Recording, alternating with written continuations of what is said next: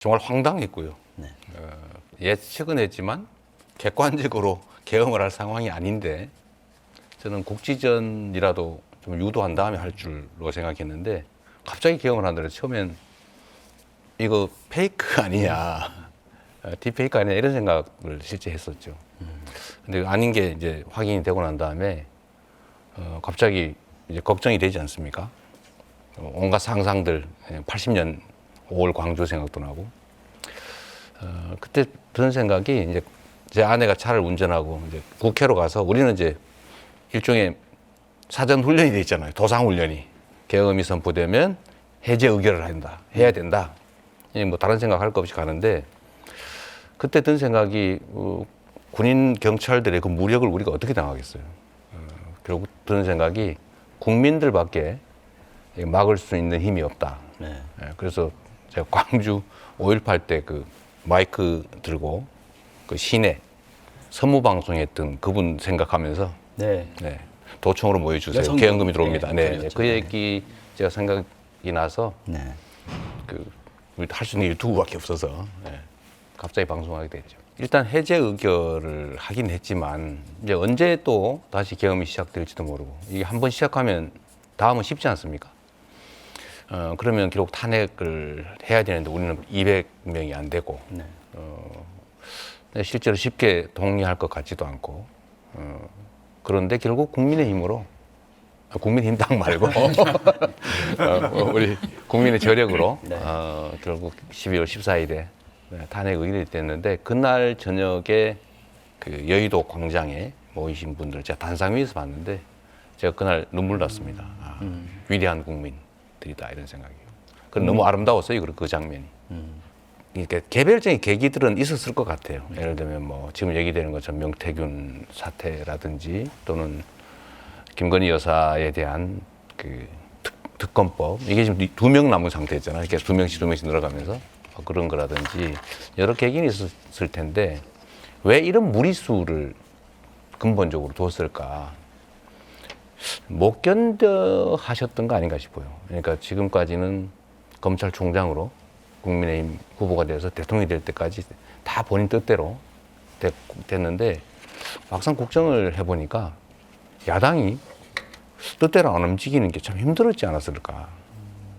그래서 어떻게 해버려야 되겠다 이런 생각을 결국은 하지 않았을까 그런 생각이 들어요. 처음이자 거의 마지막이었던 것 같습니다. 그 영수회담은. 그 이전에는 사실은 이제 비공식적인 요청들이 있었고 좀 독대를 하면 좋겠다.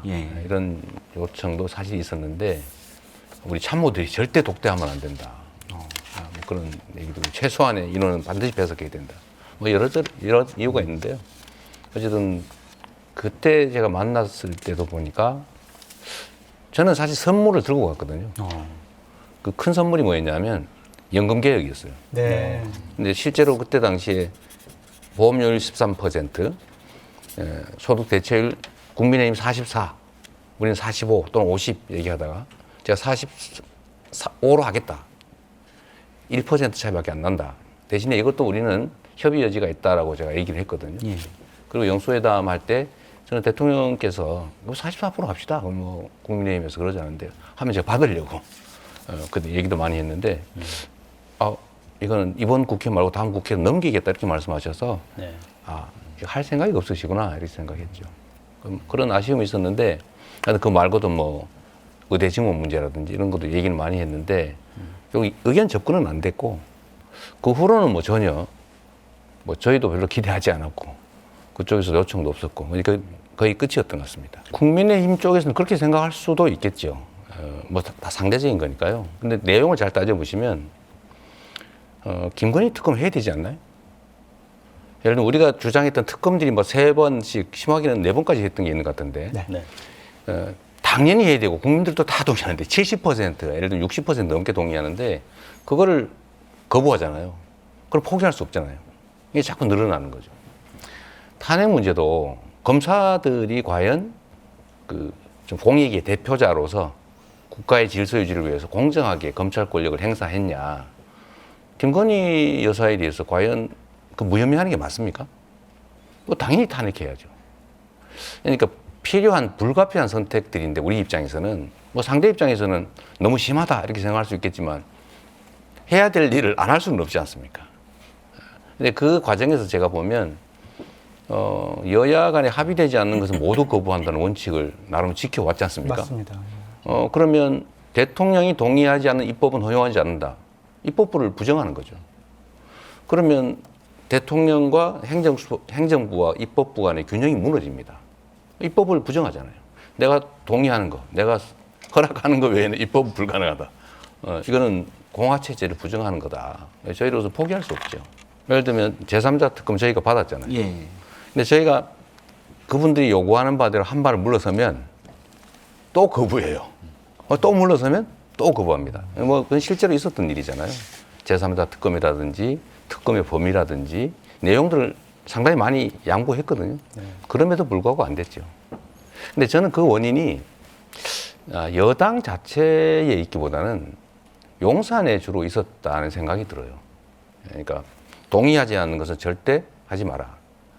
제가 그 연금 개혁 관련된 대통령과 대화를 하고 난 다음에 제가 그러길래 제가 나와서 바로 그날인가 다음 날쯤이 될 겁니다. 제가 그때 다시 발표했어요. 국민의힘이 제안하는 대로 44% 받겠다. 하자라고 했더니 갑자기 새로운 조건, 구조개혁을 동시에 하지 않으면 이거 할 수 없다 이렇게 나오는 거예요. 제가 그걸 보고 이게 누가 시켰나 보다. 네, 그런 생각을 했는데요. 아까 장 소장께서 말씀하셨는 것 같은데 우리 정치가 실제로 정치란 원래 다양성을 반영하는 거잖아요. 한 세상 사람이 5,200만 명이 사는데 생각이 당연히 다르죠. 이해관계가 충돌하죠. 모두가 동의할 수 있는 건 정책이라고 하지 않습니다. 그건 진리죠. 정책이란 본질적으로 의견이 다르고 조정해야 되는 것인데 지금은 사실 상대를 제거하려고 해요. 타협, 대화의 전제는 뭐냐? 상대를 인정하는 거예요.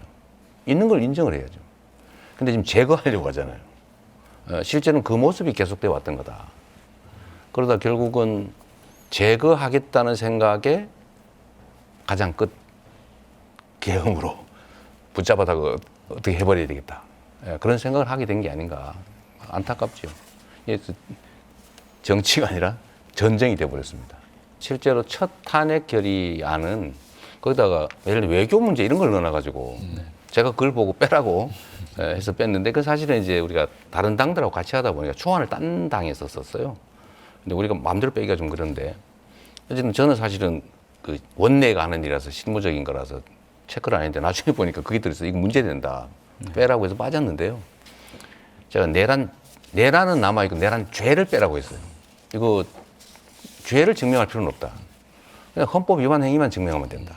저도 법률가잖아요, 교수님처럼. 그렇죠. 제가 이거 할 필요 없다. 네. 괜히 심리 지연 사유만 된다. 근데 그게 어쨌든 꼬투리를 잡혔죠. 그냥 헌법에 위반해서 실질적 요건이 없는데 형식적 과정 절차도 거치지 않고 국회는 침탈하면 안 되는데 침탈했다. 이거면 충분하다.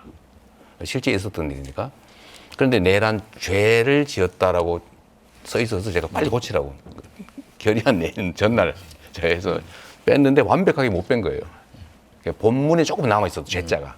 그래서 그러다가 이제 사실 정쟁의 소재를 제공했는데 저희들이 좀 부족함이죠, 사실. 말씀하신 것처럼 이 손바닥도 마주쳐야 소리가 나거든요. 우리는 아무 잘못이 없다 이렇게 말할 수 없어요. 근데 우리도 노력을 했는데 우리의 능력 부족일 수도 있죠. 제가 예를 들면 여당의 주요 뭐라 그럽니까 고위 지도층 전화해서 술이라도 한잔 합시다 하려고 하는데 전화를 안 받아요. 제 가까운 사람도. 그러니까 이거 완전히 다 단절이 됐습니다. 그래서 제가 우리 다선 의원들한테도 일부러라도 밤에라도 만나서 밥이라도 먹고 술이라도 마시고 찾아가서 농담이라도 하고 그래야 된다. 이게 지금 통로가 다 끊어지고 있다, 이게. 이러면 이 정치라고 하는 게 저는 그렇게 생각하거든요. 사람으로 따지면 머리 같은 거다. 우리 사회에서는 그 사회의 자원 배분 의사결정 역할을 하잖아요, 정치가. 당연히 이 생각하는 사람, 저 생각하는 사람이 있죠. 근데 우리도 한쪽 생각만 하는 사람을 우리가 뭐라고 부르냐면, 혹시 아세요? 이 생각 절대 안 해. 이쪽만 생각해. 그거를 아주 나쁘게 부르는 단어가 있죠. 심하면 사이코. 한쪽 생각만 하는. 이러면 안 된다는 거죠. 그 사회가 경직되거든요. 저희도 대화 통로를 터야 된다. 양보할 수 있는 건 양보해야 된다고 하는데 어쨌든 이게 구조적으로 딱 막혀 있어요. 뭐 우리는 나름대로 정말 노력합니다. 왜냐하면 우리 다수당이라 이런 소리 할까봐 어쨌든 뭐든지 타협을 해야 되거든요. 거기 계엄 전에도 그랬습니까? 전에도 노력했죠. 계엄 전에도. 예. 그런데 하여튼 결론은 합의되지 않는 거는 모두 거부한다를 공식적으로 선언을 하셨고 용산에서 이제 여당은 그걸 빌미로 모든 것을 다 막고 그래서 여러분께서 우리 국민들께서 한번 자세히 보시면 원래 여당은 이거 하자 저거 하자 그러는 거고 야당이 이거 하지 마세요 이렇게 발목 잡는 거예요. 근데 지금은 보면 여당이 뭘 하자는 게 없어요. 우리가 뭘 하자 그러면 여당이 발목을 잡아요. 그래서 제가 그렇게 얘기했죠. 여당이라고 하는 거는 원래 권례에서 살림을 하는 집단을 말하잖아요. 그래서 여당이죠. 야당은 골 밖에서 들판에서 뭐라 하는 거를 야당이라고 하는데 이 여당이 골 밖에 나와가지고 야당 뒷다리를 자꾸 잡는단 말이에요. 발목을 자꾸 잡는다. 그래서 제가 이건 뭐라고 불러줄까?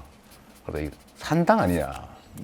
들이 아니고 산에 있는 거 아니냐? 이런 생각을 제가 할 정도로 갑갑하기도 합니다.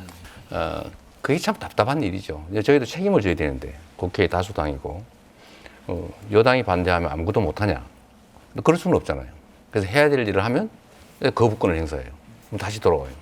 그럼 또 재의결해서 무산됩니다. 특히 말씀하신 것처럼 탄핵을 반대한다. 그러면 탄핵을 반대해서 부결이 기각이 됐다. 이분이 현직 대통령이 감옥에 있는데 그 기각이 됐어요.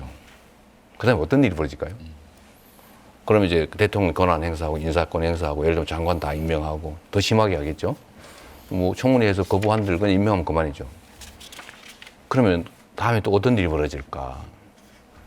저는 제가 그래서 이 얘기도 좀 했는데 국민의힘이 앞으로 100일 안에 윤석열 대통령을 부정할 것이다. 제가 분명히 그럴 거다라고 제가 장담을 하는 이유가 그분들은 결국 국민들의 압력에 의해서 계속 이 입장을 견제하지 못할 겁니다. 그러면 다 사라지는 거거든요. 근데 그 사라지는 게 바람직하냐? 바람직하지 않습니다. 그 제거한다고 없어지지 않거든요. 그래서 저는 결국 이런 문제, 극단적 대치, 그야말로 전쟁 같은 이 정치를 해결하는 것은 결국 국민들이 많은 의견을 내주시고 국민들이 힘을 쓸 수밖에 없다. 최종 해결점은 거기서 나온다. 저는 사실 언제나 BC 플랜을 생각해요. 기각될 경우, 불복할 경우 당연히 상정하죠. 그러나 그 가능성은 크진 않은데 만에 하나 그게 현실이 될 경우에는 어떻게 되겠습니까? 그렇다고 해서 그 경우를 대비해서 우리가 그걸 공개적으로 논의하면 문제가 되겠죠, 또. 이 국방이 비슷한데, 뭐 지금 예를 들면 당장 쳐 내려오거나, 뭐 전면전이 벌어지거나 할 가능성이 크지 않잖아요. 그러나 그 가능성 아주 작은 가능성인데, 그 가능성이 현실화될 경우에는 엄청난 문제가 발생하죠. 그래서 그 작은 가능성을 봉쇄하기 위해서 연간 70조 원에 가까운 돈을 쓰는 거 아닙니까? 수십만 명을 그 청춘을 불살라고 하면서 군대에 보내고 하는데 이 기각의 가능성을 최소화해야 되는 거죠. 첫 번째는. 그러니까 지금 개헌 얘기나 이런 데 빠져들면 이게 흐트러질 수가 있습니다. 가능성은 적다고 대체적으로 보지만 그의 가능성이 최소화되도록 0.0001%라면 0.00001%로 만들어야죠. 그래서 저희는 이 집중한다는 것이고요. 불복할 경우에 어떻게 할 거냐. 그건 저거와 비슷하죠. 저는 개엄을 할 거라고 확신했기 때문에 개엄을 하면 어떡하지? 라는 걸 끊임없이 생각을 하고 있었죠. 그러니까 사실은 아마 대통령 측에서는 전혀 예상하지 못하게 2시간 만에 국내에 있는 모든 민주당 의원이 한 명의 예외도 없이 전원 담을 넘어서 본회의장에 모였지 않습니까? 미 철저히 준비한 덕이죠, 사실은. 보통은 이거 한 이틀 걸릴 거라고 봤던 거 아니겠어요? 불복하면 어떡할 거냐. 저희는 당연히 상정합니다. 그러나 그거를 뭐 대놓고 하면 국민적 혼란이 발생하니까. 대비는 하는데 말하기는 좀 그렇다. 상황이 바뀌었는데도 입장과 태도를 전혀 바꾸지 않는 사람들이 오히려 더 문제 아닌가요? 그걸 교조주의라고 하든지 뭐 바보라고 부르기도 하죠. 상황이 바뀌고 판단이 바뀌어야 정상이죠. 근로소득세 문제는 이거는 뭐 좌우의 문제가 전혀 아닙니다. 형평성의 문제죠. 법인세는 많이 깎아줬거든요. 근데 근로소득세는 과세 표준이라고 하는 게 있는데 일정 금액이 되면 세율이 높아지잖아요. 그렇게. 네. 근데 물가가 오르잖아요. 명목 임금만 올라요. 근데 실제 임금은 안 올랐어요. 그런데 과표가 바뀌어요. 그럼 세금이 확 늘어나죠. 이게 16년인가 되도록 안 바뀐 겁니다. 실제 월급은 안 올랐는데 세금만 잔뜩 오른 거예요. 이거 교정해야 되지 않나요? 이러다 보니까 다른 세금은 줄었는데 근로소득세가 차지하는 비중이 확 늘었다고요. 이게 그러니까 이 월급쟁이들, 근로소득자들이 봉이다 이런 얘기가 나오고 사실 억울하지 않습니까? 네. 이런 걸 교정하는 게 무슨 좌우의 문제입니까? 이게 이제 프레임이죠. 네. 또 한 가지는 저는 우리나라의 우측이 과연 있냐, 정치에서. 소위 진짜 보수라고 하는 게 있냐. 아니, 헌정 질서를 파괴하는 위헌의 친위 군사 쿠데타를 일으킨 세력을 비호하고 거기 같이 몰려다니는 게 이게 보수 정권 정당이라고 할 수 있습니까? 이건 기본이 안 된 거잖아요. 이건 범죄 집단에 가깝다고요. 그냥 오른쪽이 비었어요. 일론 머스크가 그런 얘기를 했다고 해요. 자기는 원래 내 자리에 서 있었는데 세상이 이렇게 바뀌어서 내가 원래 좌파였는데 중도가 돼버렸더라. 세상이 바뀌어서 난 제 자리를 지키고 있었다. 이렇게 표현하잖아요. 저는 민주당도 마찬가지라고 생각해요. 저희가 최근에 경제 성장 얘기를 많이 하다 보니까 이거 우클릭 아니냐 그러는데 네. 아니 성장을 해야 분배도 하고 분배가 정상화돼야 성장도 하는 건데 이 중에서 보수 정권은 분배 문제를 너무 신경을 안 써가지고 성장 저해 요인으로 작동을 하니까 우리가 좀 분배 얘기를 좀 많이 했던 거예요. 성장 얘기를 하면 필요 없다 이런 얘기를 한 게 아니고 비중을 우리는 균형을 맞췄다고 생각하지만 저쪽은 성장 얘기만 하니까 보수는 성장 얘기를 하는데 진보 또는 민주당은 분배 얘기만 하나? 이래서 마치 민주당은 분배, 보수 정권은, 보수 집단은 성장을 얘기하는 것처럼 사람들이 잘못 알게 된 거죠. 생각해보면 김대중 대통령은 대중경제는 책까지 쓰신 분이잖아요. IMF 극복했잖아요. IT 강국 만들었잖아요. 문화 강국 만들었지 않습니까? 이런 훌륭한 경제 성장 정책을 실제로 했단 말이에요. 노무현도 우리는 민주 정치만 했다고 생각하지만 실제로는 FTA 때문에 얼마나 우리가 욕먹어가면서 실제로 큰 일을 해냈거든요. 그래서 민주당은 성장 얘기를 균형을 맞춰왔는데 지금은 경제 상황이 너무 어려워요. 너무 많이 망가졌습니다. 경제를 집중하지 않으면 이게 마이너스 성장하게 생겼는데 분배고 뭐 공정이고 얘기할 틈이 어디 있습니까? 살아남아야 복지도 있는 거죠. 그래서 우리는 성장 얘기를 많이 하게 되는 게 상황 때문에 우리가 했던 얘기 그대로 하는데 저쪽은 성장 얘기도 안 하고 맨날 우리 발목만 잡고 이러다 보니까 저쪽이 보수 같지가 않아요. 이걸 우리 보고 우클릭 했다고 그러는데 그냥 우리는 원래 제자리에서 자기 얘기를 하고 있는 거예요. 아주 쉽게 얘기를 하면요. 기존에 가치 있는 질서 또는 가치를 유지하는 쪽에 집중하는 걸 보수라고 하죠. 새로운 질서를 만드는 걸 우리는 보통 진보라고 해요. 그 내용이 뭐냐는 시대나 상황에 따라 달라요. 그리고 지금 진보나 보수의 기준이라고 하는 게 유럽 기준으로 하면 더불어민주당이 소위 좌파 또는 진보라고 할 수 있습니까? 전혀 거기에 못 미치죠. 그럼 국민의힘은 과연 그러면 보수냐? 아니 이런 보수가 세상에 어디 있어요? 보수라고 불러주지만 실제는 보수의 자리가 아니고 이때까지는 뭐 수구 이렇게 불렀는데 지금은 거의 범죄 집단으로 지금 거의 전락해 가는 것 같아요. 오른쪽이 거의 비어가는 중인데 그럼 우리의 역할이라고 하는 게 저는 제 입장 또는 우리 더불어민주당이 가야 될 길은 저는 실용이라고 생각하죠. 상황에 맞게 하는 것이 우리가 기본적 가치를 버린다. 진보적 가치를 완전히 다 버린다. 그러지 않죠. 그 가치를 유지하는데 중점을 실용적인 측면에 두는 거죠. 성장을 지금은 더 중시해야 된다. 일단 성장하고 살아남아야 복지든 뭐든 있지 않냐. 그러니까 보수 정당이 되겠다 이런 게 아니고 우리를 굳이 따진다면 기본적으로는 중도 보수라고 하는 영역이 있을 테고 우리는 보통은 중도, 진보라고 불러왔는데 우리는 진보의 역할도 제대로 사실 못하는 상황이라는 생각이 들죠. 그래서 우리가 지금 오른쪽 다 비어 있는데 우리가 건전한 보수, 합리적 보수 그 역할도 우리의 몫이 되지 않겠냐, 돼야 된다. 저도 사실 그런 생각하죠. 저는 원래 평소 소신이 예. 대한민국의 민주당의 입장, 위치는 저는 중도 보수쯤에 있다라고 저는 판단해요. 실제로. 중도 좌파 또는 진보? 이건 새로운 영역들이 맡아야 된다고 봐요. 그게 우리 사회 발전의 한 과정이라고 생각해요. 그래서 저는 평소에 그렇게 생각하죠. 저는 보수가 제대로 실제로 국민의힘이 보수냐? 저는 아니라고 봐요. 보수를 참칭하고 있는 거죠.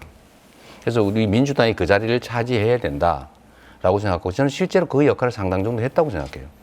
그 기준을 대한민국만의 기준으로 보수 진보를 나눌 수는 없지 않습니까? 말씀하신 그렇죠. 것처럼. 그래도 세계 공통의 예를 들면 이 세상 사람들이 교과서에서 대충 보는 기준이라고 하는 거 있는 거죠. 저는 그 얘기를 한 겁니다. 뭐 표현이 조금 뭐 과했는지는 모르겠지만 저는 그 생각을 가지고 있는 상태에서 당대표가 된 거고 그 얘기를 끊임없이 해왔고 지금 상태로 그럼 민주당의 정체성을 바꿨냐? 저는 바꿨다고 생각하지 않죠. 진보적 가치, 우리가 추구해야 될 기본적 가치를 우리가 버리자는 얘기를 한 바도 없고 그래서도 안 되겠고 과제는 많은데 지금은 성장 또는 보수적 안정적 가치 기본적 헌정 질서의 회복과 유지 이런 게 훨씬 더 중요한 보수적 가치 아니냐 뭐 그런 얘기들을 한 거죠. 노동시간 단축을 통해 성장이 가능하냐. 이제는 노동량으로 승부하는 시대는 갔죠. 과학기술의 시대잖아요. 노동 생산성을 올려야 돼요. 근데 우리는 노동량으로 승부하려고 하는 게 여전히 남아 있습니다. 그래가지고는 선진국 될 수 없어요. 뭐 선진국 근처 턱에 갈 수는 있을지 몰라도 다른 사람들은 그 휴가지에서 원거리 근무하면서 재택 근무하면서 자유로운 창의적 사고를 가지고 경쟁을 하는데 우리는 막 밤새 일해보자 주말에도 출근하자 이래가지고 어떻게 경쟁을 합니까? 이제 그 시대가 바뀌었죠. 노동시간 단축을 통해서 성장한다는 게 아니라 노동 생산성을 올려야 되고 그러려면 불가피하게 노동시간이 줄어들게 돼 있어요. 그 인류의 성장 발전사는 노동시간 단축의 역사이기도 해요. 노동 생산성 개선의 다른 이면이기도 하죠. 그래서 이거를 노동시간 단축하면서 성장할 수 없다는 생각은 제가 보기엔 약간 도구만하는 생각이죠. 지금 주 4일제는 선진국들 상당수가 이미 시행하고 있어요. 실제 그렇잖아요.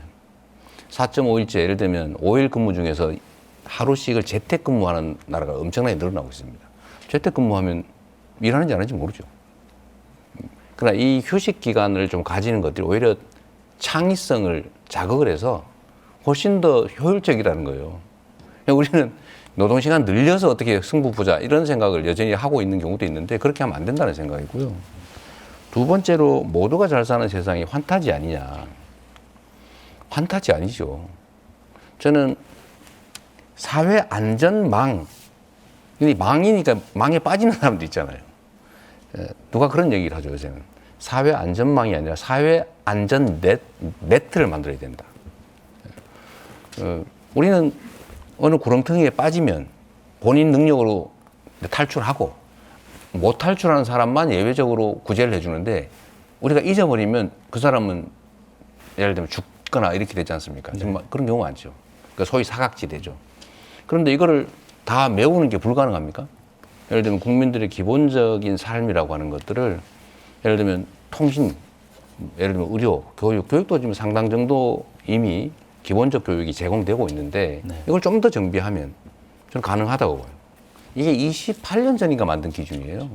28년 전에도 10억까지 일괄 공제, 배우자 공제 해줬거든요. 그래서 웬만한 집은 예를 들면 아버님이 돌아가셨다. 그냥 그 집에서 살 수 있었어요. 근데 서울에 웬만한 집이 지금 그냥 10매덕씩 다 올라버렸잖아요. 네. 근데 이 면세점을 지나면 거의 40, 50%의 세금을 내야 되잖아요. 그러니까 이게 돈이 없으니까 집을 팔고 세금 내느라고 집을 팔고 이사를 가요. 삶의 터전을 잃어버린단 말이에요. 이렇게 할 필요가 있냐, 이렇게 가혹하게.